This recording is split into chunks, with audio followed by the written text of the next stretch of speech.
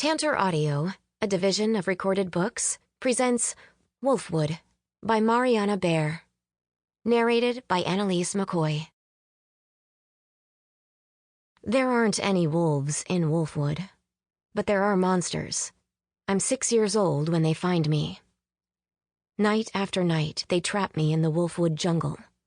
Roots like giants' fingers grab my ankles. Grotesque flowers knock me down with fleshy pink petals, slice open my gut with machete-sized thorns.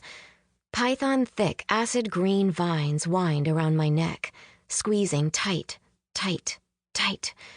And always, just as I'm about to die, the Wolfwood girls circle around, their own bloody wounds bandaged with fabric torn from their brightly colored dresses. I never understand why they won't help, why they're so angry with me. The rage in their eyes is enough to wake me up screaming. "Don't be scared, Indigo," my mother says, as I crumple my sweaty, shaky body onto her lap. She hugs me close, whispering me back to sleep. "I made it all up. What isn't real can't hurt you." Her guilt is as heavy around me as her warm arms. She didn't mean for me to see her Wolfwood paintings. Those torn-up girls, guts decorating the jungle like scarlet streamers. But the exhibition catalog looked like a kid's book. I'd spotted its colorful spine on a high shelf, climbed on the couch to reach it. "Don't be scared, Indigo. What isn't real can't hurt you." She says it with such conviction, over and over, for years. And at some point, when I'm too big for her lap, I finally believe her. I know enough of what is real that nightmares don't seem so scary. I let down my guard. I believe her. There aren't any wolves in Wolfwood, but there are monsters. I'm 17 years old when I find them. Chapter 1. The Nordhaus Gallery in Manhattan is as far from the bloody chaos of Wolfwood as you can get. A cavernous space with an all-glass front and that echoey emptiness only fancy places can afford. Pristine white walls, polished concrete floor, staff always dressed in the almost black to very black spectrum. And, today at least, large black and white photographs hanging. No color in sight. Well, not for the moment. I sweep open the door and breeze inside. Red silk dress, wide yellow belt, turquoise heels. The only black, my long wavy hair, and the artist's portfolio I'm carrying. At 6'3" in the 4-inch pumps, with what my friend Grace calls my diva strut, I know how I look. Confident, fierce, unflappable. The girl who's got everything, except reasons to worry. Huh. "Good morning," I say to the assistant at the reception desk. "I'm here to see Annika Nordhaus." My voice is steady. No sign I ran the last 3 blocks to get here on time. She glances up from her laptop with a polite smile that stiffens when she spots the portfolio. "So sorry," she says, clearly not sorry about whatever's coming next. "The gallery isn't looking for new artists." Her eyes are back on her screen before she's finished the sentence. I straighten up even taller. A bead of sweat slips down my spine. "I have an appointment. I'm Zoe Serra's—" "Oh!" she interrupts, attention on me again. "Ms. Serra, apologies." And before I can correct her, she picks up the desk phone and tells someone that Zoe Serra is here. Seriously? She must be an intern or new to the gallery. Anyone who works here for real would know I'm about 30 years too young to be my mother. Her first gallery show was before I was even born. "Ms. Nordhaus will be right out," the girl says. "Thanks." No reason to correct the misunderstanding now. Annika will see it's me soon enough. I stand still, instead of wandering the exhibition, because of a killer blister I got walking here from the East Village in these heels, which I found last week abandoned in front of a church on Elizabeth Street. Either a gift from God or an offering to her, I guess. When I chose them this morning, I was in a hurry. thinking that if I was going to wear my one good dress and snub the art gallery black, I wanted to go extra, head to toe, in-your-face color. Didn't think about how long the walk was, or the fact I'd never worn them before. Rookie mistake. A minute later, Annika emerges from the door that leads to the office and storage areas. Even from across the sprawling room, I can tell that everything about her is as precise and perfect as the gallery. Slim-fitting dress folded around her like origami, pearls melting into the white skin of her collarbone. Signature ash-brown bob, all sharp and shiny. I'm glad I fixed my lipstick as I waited to cross 10th Avenue. Perfection is fleeting with this cheap stuff. "Indigo?" she calls, the clack-clack of her steps punctuating the air. "Where's your mother?" She turns to the girl at the desk. "You said Zoe Serra was here. Does this look like Zoe Serra?" The girl's mouth opens, but nothing comes out. "Zoe has a migraine," I explain. "I brought her drawings. Am I too late?" No, Annika says. "The collectors aren't even here yet." At least running was worth it. She gives my forearm a brief squeeze. "Sorry about Zoe, but lovely to see you, darling. You look gorgeous." Her grayish blue eyes are filled with genuine warmth. One thing about Annika, she doesn't say what she doesn't mean. "Thanks, you too." "Come on back." She starts toward the offices. "Please tell me you took a car here, lugging that big portfolio." "It's a nice day," I answer vaguely. I follow her through the gallery into a hallway, and then through an office with white desktops built in along the length of the walls. I force myself not to limp as we pass by 2 men and a woman working at oversized monitors. There isn't a speck of dust in the air or smudge of dirt on any of the surfaces. Sterile as an operating room. One of the men makes eye contact with me. For a second, I worry he can sense the dankness of our basement apartment clinging to my skin and dress, like I'm contaminating the room with my presence, a walking smudge. I throw him a blasé smile. "I'm all that. Who are you?" Annika's spacious office is at the very back of the building. A glass wall looks out on a courtyard where geometric sculptures sit on a carpet of white rocks. A skylight shows the June blue above. It's so bright in here, I almost need my sunglasses. "We can lay out Zoe's sketches on the flat files," Annika says, seemingly referring to 2 low metal cabinets with shallow drawers that are covered with framed drawings of what look like spaceships.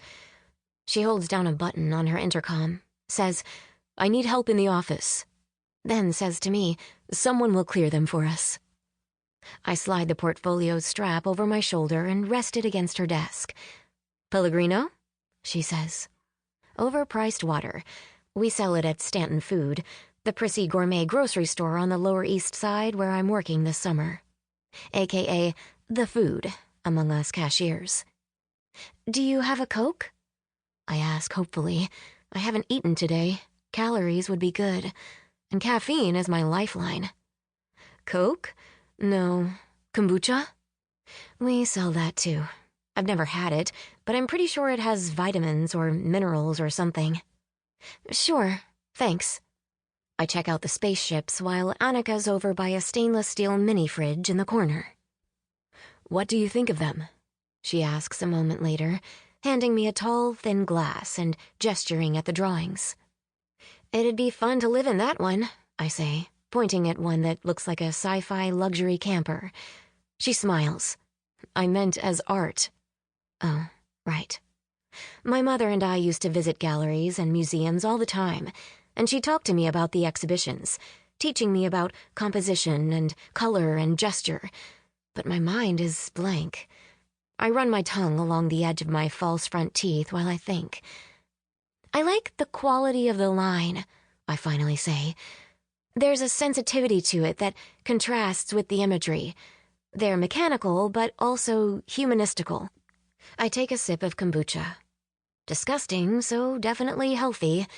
Satisfied with what I came up with, even if I'm not positive humanistical is a real word. Annika nods. "A young artist from Venezuela. We sold 2 yesterday." She pauses, her gaze on me now. Such a pretty dress. It's familiar. Oh, I say, touching the smooth silk, poppy red with a hot pink chevron pattern. It's one of Zoe's, vintage, from the 90s or something.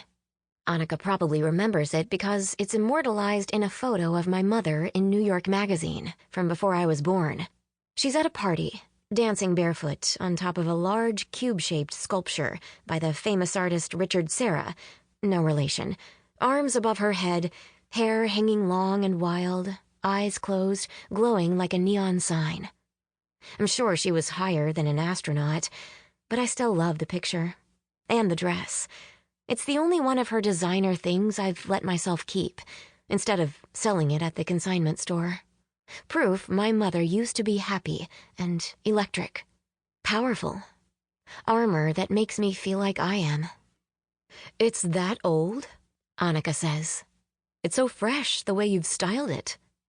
A knock comes at the open door, and a guy in a black knit beanie and faded gray tee, not as slick as the rest of the staff, enters the office. Sorry that took a while, he says. I was on top of the ladder, the big one, and could you take the Suarez Diaz drawings back to the stacks? Annika says, cutting him off. And mark the ones that are sold. Which are those? He reaches for a frame. Check with Tom. I can help, I say. I need this whole meeting to go as fast as possible so I can get to the food on time. I already had to scramble to get someone to cover the first half of my shift, which I hated doing. Don't be silly, Annika says as I put down my drink. Ignoring her, I take two. They're heavier than I expect, and follow the guy into the hallway. He's shorter than me, but solidly built. No hair peeking out of the beanie. Strong, smooth forearms, lightly tanned to a golden color. You really don't need to help, he says, setting his two frames on the floor. Leave them here. I'll take them to the stacks. Just trying to speed things up. Wasn't implying you can't do it yourself, Mr. Man. I rest mine down and lean them against the wall. As I start to turn around, he says, Wait, Indigo? I turn back. He's studying me with narrowed eyes. Not unfriendly, curious. Then something clicks. Kai? I say. Wow, I didn't recognize you. One of Annika's two sons. His face is less full than I remember. His lips fuller. The bright brown eyes under the arched eyebrows have a familiar spark, though, now that I'm paying attention, and there's a sprinkle of dark freckles along his angled cheekbones that I recognize too. Me neither, he says. I mean, not at first. You're taller. I smile down at him. You're not. He laughs and shakes his head, crossing his arms. Oh no, you're exactly the same. I assume that's a good thing, considering the way you used to follow me around. I was scared of turning my back on you. You had elbow lasers. Elbow lasers? I say, no memory of this anatomical power. Don't ask me. You're the one who told me you had them. We head into the office again. You work here? I ask. All I really remember about Kai, aside from how he followed me around gallery openings when we were little, is that he's a year above me in school, so would have just graduated, and that he ate a lot of cherry tomatoes that sometimes exploded when he bit them, pissing off his mother and making both of us laugh our heads off, and that he has a super cute older brother, Hiro, who I had a major crush on. Not really, he says, in a way that seems to imply there's more to the story. I mean, sort of. He takes the last two drawings and with a, "Great to see you," disappears into the hallway. You too, I call after him. The cabinet tops now clear, I unzip the portfolio and carefully take out the sheaf of sketches that are the basis of the much larger paintings that will be in my mom's show at the gallery this September. The drawings are done on thin, rough paper that's slightly dingy and yellowed from age. She drew them over 20 years ago. As I lay them out, I check the numbers penciled in the lower right corners to make sure the sheets are in the correct order. The Wolfwood series tells a story, in sequence. A story about a group of girls in a tropical jungle where the oversized plants are an army of brutal monsters who torture and try to kill them. The monsters are led by the one male character, a long-haired guy called the Wolf. These drawings are of the final chapters in the story. My mother had the first of her 3 Wolfwood exhibitions in the 90s. Until this year, she hadn't made new paintings in the series since before I was born. I don't let my eyes linger on the graphic images. I haven't had nightmares about Wolfwood for years, but that doesn't mean I like to dwell on the violent world that came out of my mother's brain. She's told me the paintings don't have any real meaning, that she was young and doing a lot of drugs and wanted to be controversial. Somehow that doesn't make it any less disturbing. How long do you think this will take once the collectors are here? I ask Annika. Before my shift at the food, I need to cash my paycheck from last night and pay a bill that's due today. And I have to go home first to change. It's not that I mind helping my mom with stuff like this. I just like to have more warning so I can arrange things. To be fair, my mom didn't ask me to come to the meeting. She was going to cancel it. Annika frowns at the sketches instead of answering my question. Is this all of them? I count. There are 7. Number 25 through number 31. There should be 8. No, I say, inwardly cursing. Not the final one. Zoe has that at the studio still, I guess. I didn't ask her if they were all in the portfolio. I assumed they were. Smart. No one should know how the story ends before the show. Right, I agree immediately. Preserve the suspense. Her cell phone pings. Is Zoe okay, aside from the migraine? She asks, typing something brief. She never answers my calls, makes arrangements difficult.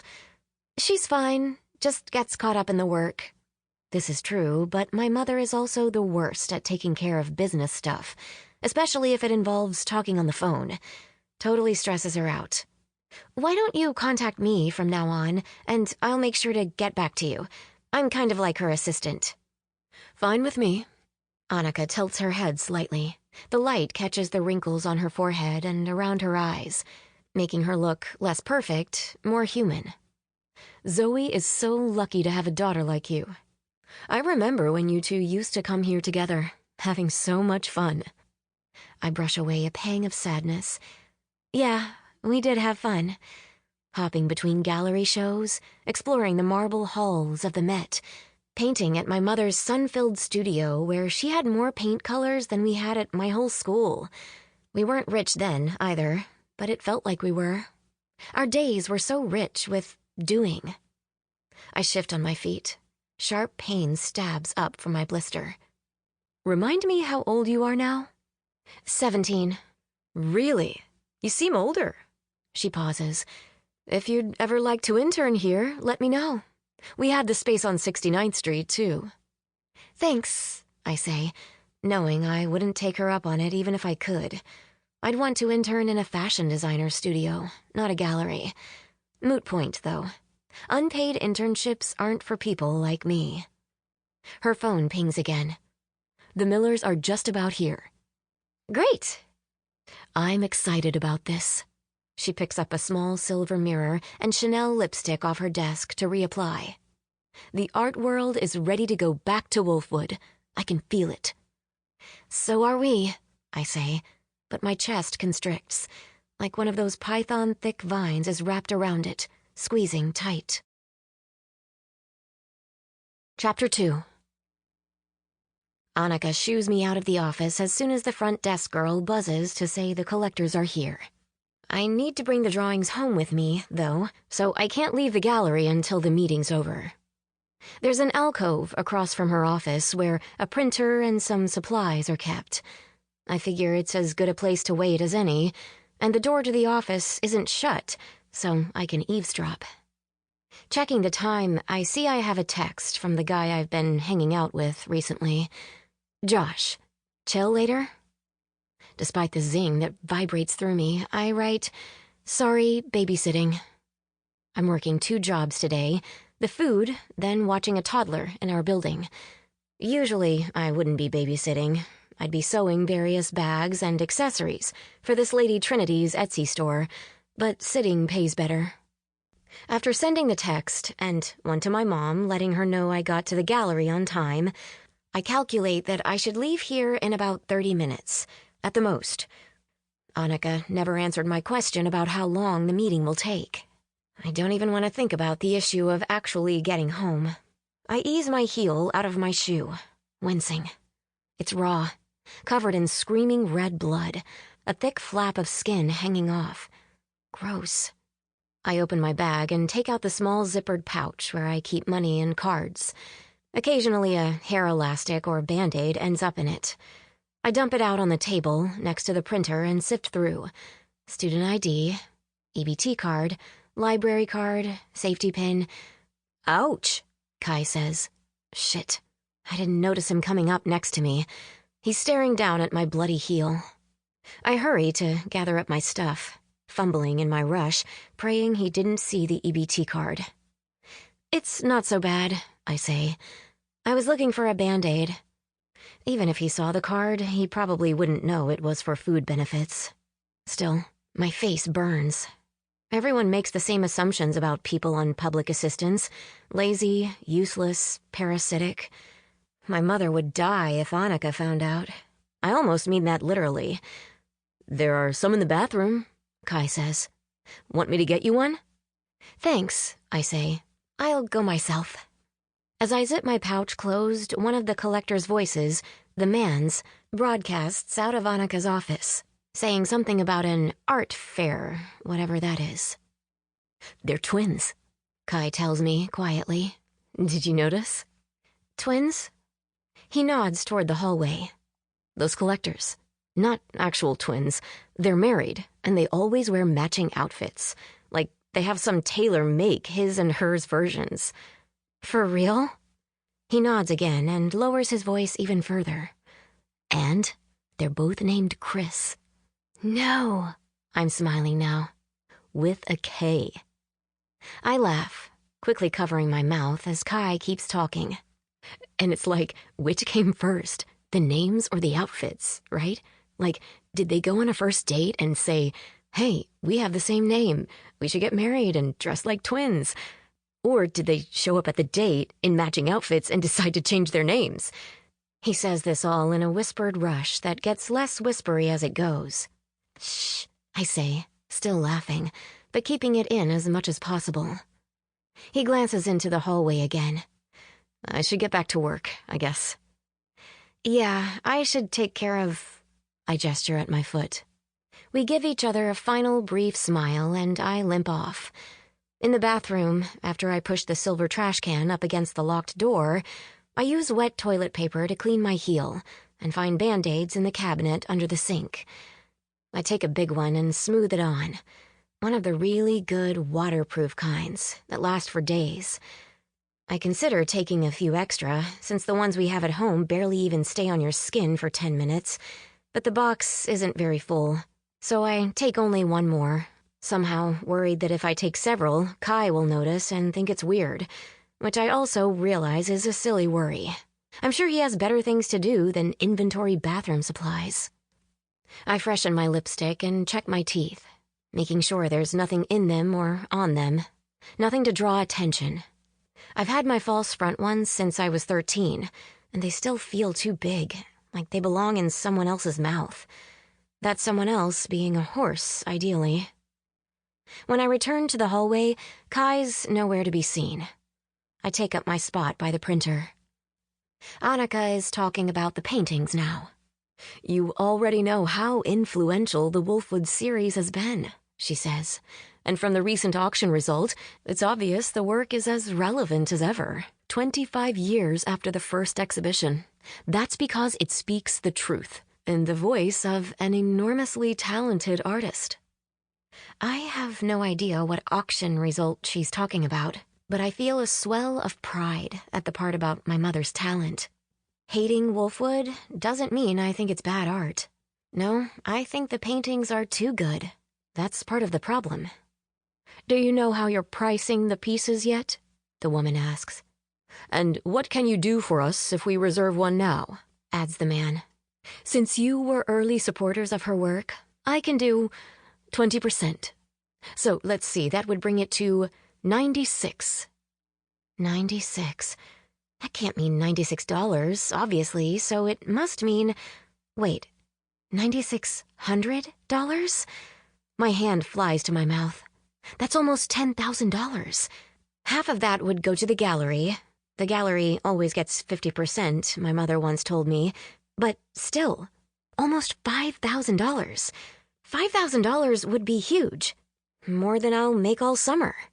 It would mean we could catch our breath for a few months. And if these people are interested, after only seeing the drawings, not even the real watercolor paintings, maybe other people will be too. 8 paintings in the show. Holy shit. That's reasonable, the man says. We'd definitely like a reserve on this one. We'd also like to be the first to see the final work in the series.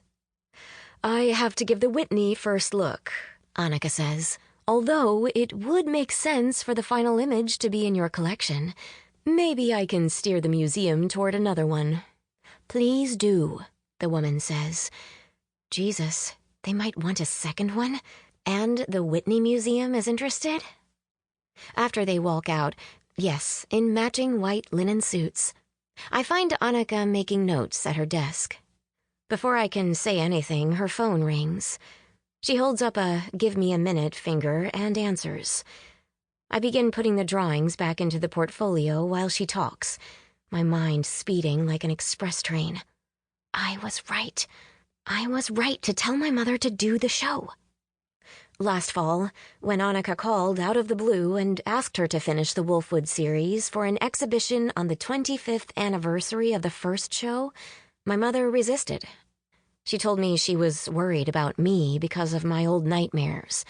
She said she didn't want to bring Wolfwood back into our lives. I was shocked. I told her not to worry, that I wanted her to do it, that we needed the money. Duh. Worst case scenario, I'd have a couple of bad dreams. If I did it, there's no guarantee anything would sell, she said, not even looking away from the pot of macaroni or spaghetti or whatever was cooking on the hot plate. But something might. Please don't worry about me, I said again, more firmly. It's going to be great. And I was right. Absolutely not, Bruce. The volume and sharpness of Annika's voice draw my attention.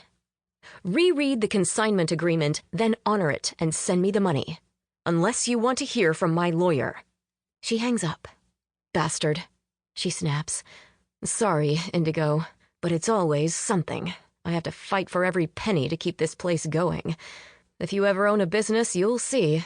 It's a battle, especially for a woman. You wouldn't believe the shit people try to get away with. That's awful, I say.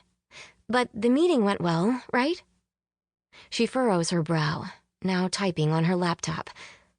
The meeting, I repeat, with the collectors. Oh, she says. Yes, very. What does it mean exactly they want to reserve it? She looks up. With the Millers, I'd say it's a firm promise to buy the piece. Assuming it's as good as the older paintings, which of course it will be, and I get the sense they'll buy the other one too. They'll wait until they see all the works hung in the show to make a final decision, but I think we can count it as an eventual sale. I resist shrieking, instead saying, and the price sounds good? Trying to keep my voice all no big deal. Annika nods. I hope Zoe understands that the primary market is different from auctions. But still, yes, it's a good price. $96,000. What? I had to give them a discount, she explains. The final price is $96,000. Kai walks me out to get a cab home, carrying the portfolio for me. I don't even protest. I'm strangely numb. My whole body, my lips, everything, numb with numbers. 96,000. 48,000 to Mom.